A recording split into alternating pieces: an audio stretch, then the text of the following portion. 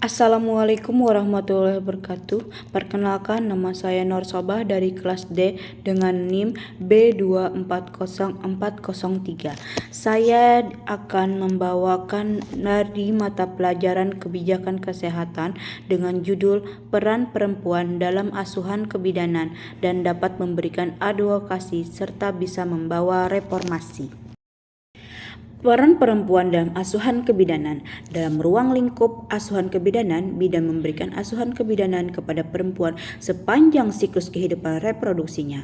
Bidan harus senantiasa mengupayakan akses terhadap kesehatan seksual dan hak serta kesehatan reproduksi termasuk pelayanan keluarga berencana. Indikator yang ingin dicapai pada tujuan tersebut adalah tingkat kebutuhan pelayanan KB, tingkat kesuburan, angka kelahiran remaja usia 15-19 tahun, angka pemakaian kontrasepsi, presentasi kunjungan neonatal, presentasi kunjungan ibu hamil keempat, presentasi kesertaan KB pria, presentasi perempuan dan anak perempuan yang membuat keputusan tentang kesehatan mereka sendiri. Dan pengelola bidan melaksanakan tugasnya sebagai pemberi asuhan, terutama asuhan kehamilan saat persalinan, masa nifas, dan asuhan pada bayi baru lahir, serta balita, dan memberikan layanan keluarga berencana. Dalam memberikan asuhannya, bidan senantiasa melibatkan ibu dan keluarganya sebagai satu kesatuan agar terbentuk lingkungan keluarga yang sehat dan berdaya menunjang pada kehidupan selanjutnya. Bidan mengupayakan pemenuhan kebutuhan metode kontrasepsi sesuai kewenangannya. Penekanan saat ini mengharapkan bidan mampu untuk mengajak calon peserta KB memilih metode kontrasepsi jangka panjang seperti IUD dan implan karena metode-metode ini efektif mencegah kehamilan 99%. Peran bidan sangat penting dalam memberikan asuhan kebidanan pada siklus kehidupan seorang wanita. Siklus wanita yaitu dari hamil, bersalin, nifas merupakan proses yang alami dan fisiologis bagi setiap wanita. Namun, jika tidak dipantau dengan baik dari masa kehamilan, persalinan, dan nifas dalam perjalanannya, 20% dapat menjadi patologis yang mengancam ibu dan janin yang dikandungnya, sehingga diperlukan asuhan kebidanan sesuai standar pelayanan kebidanan. Standar pelayanan kebidanan adalah pedoman yang diikuti oleh bidan dalam melakukan pelayanan kebidanan. Pelayanan kebidanan dimulai dari ANC, INC, asuhan bayi baru lahir, asuhan postpartum, asuhan neonatus, dan pelayanan KB berkualitas. Kualitas pelayanan kebidanan yang sesuai standar yaitu pelayanan mandiri, kolaborasi, rujukan, dan berkelanjutan pada menurunkan angka kematian ibu dan angka kematian bayi. Upaya dalam menurunkan AKI dan AKB diantaranya dengan menerapkan program perencanaan persalinan dan pencegahan komplikasi atau P4K pada semua ibu hamil, pemantapan pelaksanaan pelayanan obstetri neonatal emergensi dasar dan pelayanan obstetri neonatal emergensi komprehensif, pemenuhan unit transfusi darah pada semua rumah sakit kota dan kabupaten, pemenuhan sumber daya manusia kesehatan yang kompeten dan berkualitas, meningkatkan pelayanan antenatal care yang berkualitas dan terpadu serta tindakan berencana dalam mengatasi masalah kesehatan ibu dan bayi baru lahir. Manfaat P4K dalam menurunkan AKI dan AKB adalah untuk mempercepat berfungsinya desa siaga, meningkatkan pelayanan ANC sesuai standar, tertanganinya kejadian komplikasi secara dini, terpantaunya kesakitan dan kematian ibu dan bayi, menurunnya kejadian kesakitan dan kematian ibu dan bayi.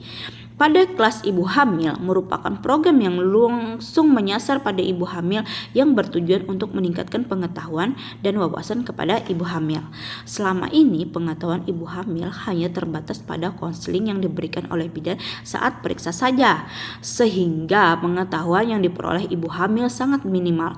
Dalam kegiatan kelas ibu hamil diharapkan ibu akan mendapat pengetahuan yang lebih luas karena selain mendapatkan materi dari petugas kesehatan, diharapkan juga akan terjadi interaksi antar sesama ibu hamil, sehingga sesama ibu hamil tersebut akan berbagi pengalaman pengetahuan berkaitan dengan kehamilan, persalinan, nifas, KB, pasca salin, dan perawatan bayi. Advokasi dalam pelayanan kebidanan. Kebidanan adalah memberikan asuhan kebidanan pada masyarakat, baik individu, keluarga, kelompok, dan masyarakat yang berfokus pada pelayanan kesehatan ibu dan anak serta keluarga berencana. Hubungan-hubungan individual dalam sebuah komunitas akan membangun dan mendukung terbentuknya suatu sistem kepercayaan atau keyakinan baik tentang arti keluarga, konsep kesehatan maupun sakit sehingga diperlukan bidan di masyarakat. Advokasi merupakan proses untuk mempengaruhi pengambilan kebijakan. Ia dapat menjadi bagian dari keseluruhan strategi program karena untuk mencapai hasil yang kita inginkan, kita memerlukan pendekatan yang lebih luas dan mendasar kepada penyebab majemuk.